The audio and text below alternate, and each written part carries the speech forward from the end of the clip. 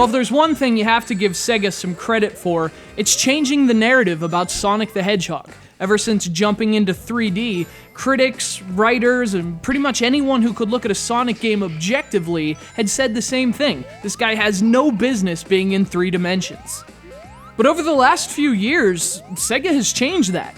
Game by game, they've been gradually figuring out how to make Sonic work in 3D, and with Sonic Colors, they came closer than ever to restoring Sonic's legacy. In fact, Colors was legitimately awesome, and no qualifying statements like, for a 3D Sonic were necessary.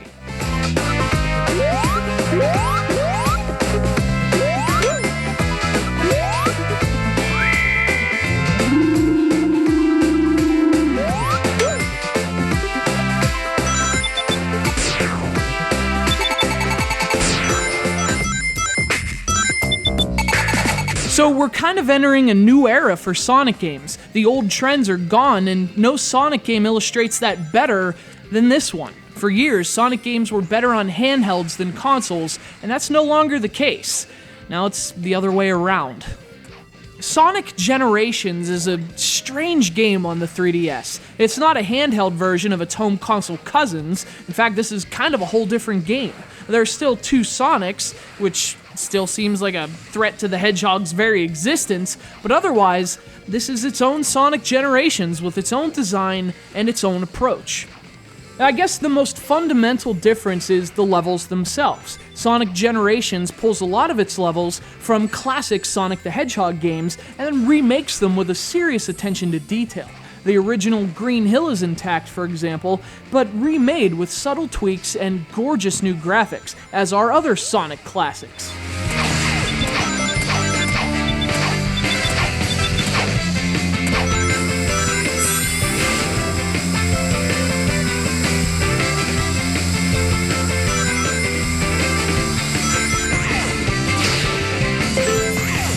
Of course, the other levels are new designs inspired by the classics. This is how the console version works, only on the 3DS, the new levels don't feel all that new. I mean, aren't the modern levels supposed to feel modern? Because they kind of just feel the same as the retro ones, only not as much fun.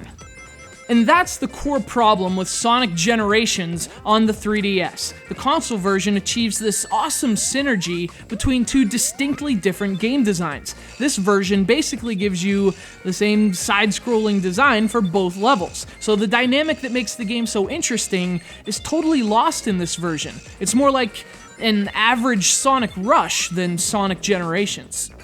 Of course, a lot of that might have to do with hardware limitations, but even so, the game just isn't as compelling in this form. And what's more, it was also really hard to see anything on the 3DS's smaller screen.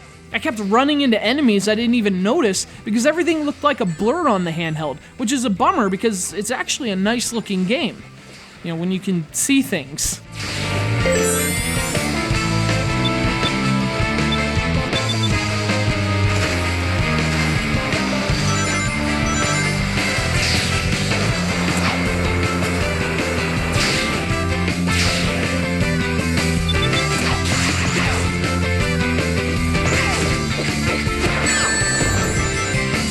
Sonic Generations is a really sweet game on consoles.